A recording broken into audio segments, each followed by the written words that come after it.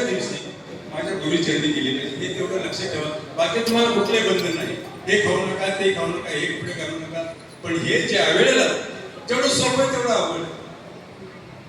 रोज उठायचंय आणि 30व्या दिवशी हे प्रामाणिकपणे जर आपण करायला गेलो तर मग एक संकल्प त्यावेळेला केला तर करायचं ते प्रयत्न करायचं. आणि त्या दिवसापासून मोठेपणा नाही पण आज सांगायचं एकदा सुद्धा विसरू नये. आज मी कॅलेंडरवर मान करून होतो 30व्या दिवशी.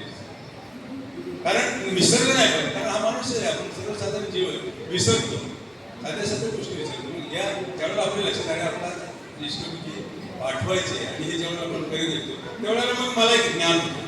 जोपर्यंत दीक्षेच्या पहिले आपण त्यावेळेला असतो त्यावेळेला मी आज्ञेने असतो आणि अहम असतो. मी केलं ते केलं असं तर माझ्यामुळे होतं तसं काही. आणि ज्यावेळेला आपल्याला असे काही आदर्श एक गाईड ज्यावेळेला मिळतो आणि दिलेली साधना ज्यावेळेला आपण करत राहतो त्यावेळेला मला वाटतं आपल्याला एक प्रकारचं ज्ञान होतं.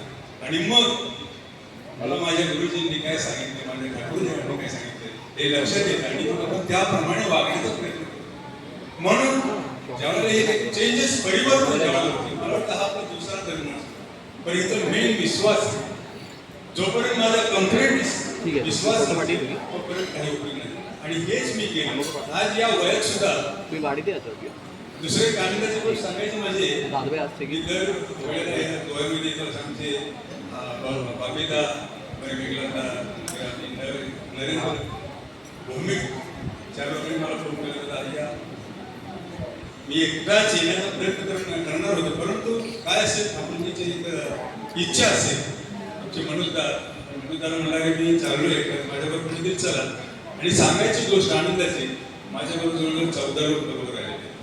का त्यांना म्हटलं चला आपल्याला गोव्याला जाण्याचा मिळेल, आपल्याला चांगला एक सत्संग मिळेल. आणि त्या माध्यमातून ज्या ठिकाणी आपण बाहेर जातो त्यावेळेला तिथलं सराउंडिंग त्या लोकांच्या तिथलं त्यावेळेला आपला सत्संगाच्या माध्यमातून संपर्क येतो आणि त्यावेळेला पण आपल्याला समजतं ठाकूरजी. आणि दुसरे महत्वाचं मी सांगणार जास्त बोलणार नाही कारण आपला सत्संगाचा हा शिस्त जे म्हणतो आणि तो शिस्त फार आज्ञाधारपणे पाळत असतो.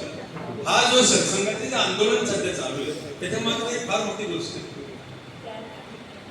परमपिता असेच बसलेले होते आणि परमपितांनी ते प्रवचन दिलेले नाही. ठाकूरजींनी असेच आपण जसं बसतो ते ठाकूरजी असेल आणि सगळे बसलेले लोकांचे काही प्रश्न आणि त्याच्यावरती ते उत्तरं देतात. पण एकदा असंच आईविषयी चर्चा झाली. माँ के बारे में चर्चा चल रही थी तो बहुत सारे अपने भक्तगण बैठे थे उसमें अमेरिकन में केली प्लेस में बैठे. तब ठाकुर जी म्हणतात की मी आईकडून प्रशिक्षण मिळण्यासाठी फार प्रयत्न केला, रोज प्रयत्न करायचा. माझी एक जिद्द असायची मला एकदा तरी माझ्या आईने माझ्या पाठीवर थाप मारायला आणि मला शाबासकी द्यायची. तेवढ्यात केली प्लेस म्हणतात ठाकूरजी आपको बिलकुल नहीं मिळा शाबासकी. आगंतुक बोले तो बिलकुल ही नहीं. आगंतुक मला बोल समझ में आता बंगाली शब्द है तो ठाकुर जी नाराज मन में खिन्न हुए. लेकिन जब वो प्रशंसा मिली तब वो मैं उसका उपभोग नहीं कर पाया. ठाकुर जी बोल रहे बहुत गदगद होकर बोल रहे हैं. ठाकुर जी का अपने माँ के प्रति जो प्रेम था मेरे को लगता है आज हम भी नहीं कर सकते माँ के प्रति. और स्त्री के बारे में उनका तो अलग बहुत है. अगर वो बोलते थे कि मैं अगर स्त्री के रूप में आता तो मेरी अपना बड़ी होकर सही सब आता. तो आगे चलते ठाकुर जी बोलते एक बार मैं कलकत्ता आया था, माँ बीमार पड़ी थी. इसलिए माँ को बोला था माँ आप मत आइए, लेकिन माँ ने जिद करके कलकत्ता आई. कलकत्ता शायद बात की ठाकुर जी बहुत नाराज हुए. ठाकुर जी वापस भावना उनको लेके गए. जाने के बाद 2-3 दिन ठाकुर जी उनका सेवा कर रहे हैं.